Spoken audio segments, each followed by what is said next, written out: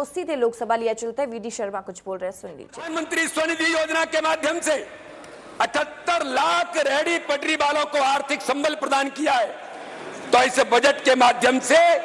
माननीय प्रधानमंत्री नरेंद्र मोदी जी ने, और मैं कहना चाहता हूं कि लोग कहते हैं कि मोदी है तो मुमकिन है, ये आज इस सदन के अंदर मैं कहता हूं, कोई गरीब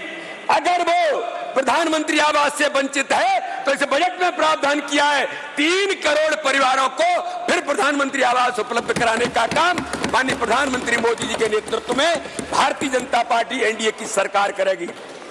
इसलिए माननीय अध्यक्ष महोदय, इस देश के अंदर प्रधानमंत्री गरीब कल्याण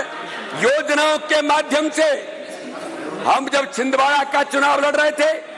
लोग कहते थे कि छिंदवाड़ा तो पता नहीं किनका गढ़ है। मैंने उस समय कहा था छिंदवाड़ा किसी का गढ़ है तो वो प्रधानमंत्री नरेंद्र मोदी के गरीब कल्याण की योजनाओं के हितग्राहियों का गढ़ है, और ऐतिहासिक बहुमत से छिंदवाड़ा के अंदर भी विजयश्री हासिल करने का काम भारतीय जनता पार्टी को वहां के उस गढ़ को तोड़ने का भी काम किया है। इसलिए माननीय अध्यक्ष महोदय, आज मैं कहना चाहता हूं कि इस देश के अंदर माननीय प्रधानमंत्री नरेंद्र मोदी जी ने गुड गवर्नेंस के साथ, और जो मैंने कहा था कि जो कांग्रेस के प्रधानमंत्री कहते थे कि इस देश के अंदर 15 पैसे केवल गरीब तक पहुंचता है, तब माननीय प्रधानमंत्री नरेंद्र मोदी जी ने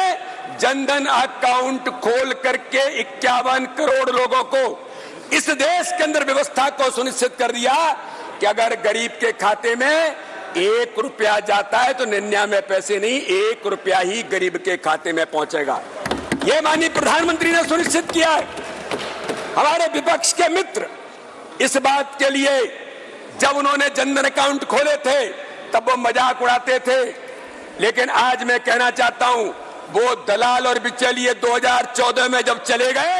तो उसके बाद आज देश के अंदर उस गरीब को सुकून मिला है। डायरेक्ट बेनिफिट ट्रांसफर के माध्यम से 34 लाख करोड़ रुपए सीधे लाभार्थी के खातों में पहुंचाए गए,